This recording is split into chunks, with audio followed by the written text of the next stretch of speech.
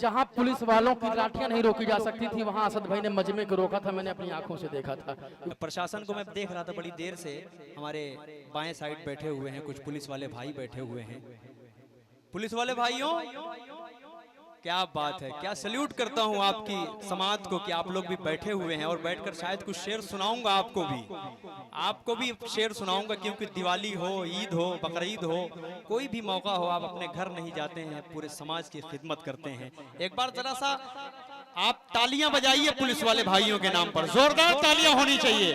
Police वाले भाइयों के हवाले से मैंने कहा था कि 4 मिसरे पढ़ूंगा, ताईद आप सब करेंगे ना?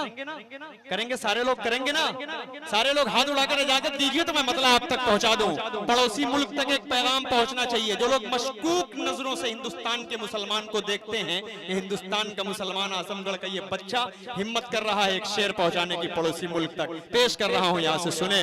करगिल के शहीदों की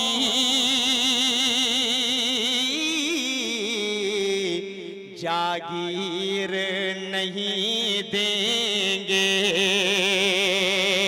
शरीक होना एक एक शख्स को कसम है जो अब तक नहीं बोला है, अब तक इस मुशायरे से नहीं जुड़ा है। अगर आप सबने मेरी तायद नहीं की, मेरी हौसला नहीं बढ़ाई, तो मुझे लगता है कि इन 4 मिसरों को पढ़कर मुझे अपनी जगह ले लेना चाहिए। पेश कर रहा हूं 4 मिसरे, सुने। करगिल के शहीदों की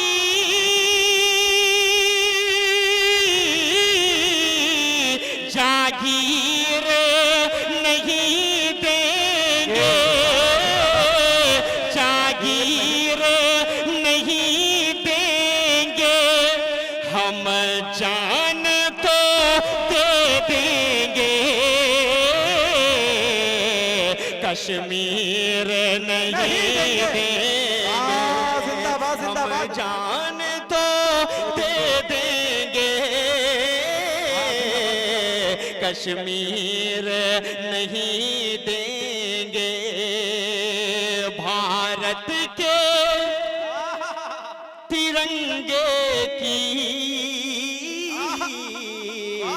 खाता हूँ कसम, सुन लो। पुलिस वाले भाइयों शरीक हो जाइएगा इस लाइन में कि भारत के तिरंगे की खाता हूँ कसम, सुन लो।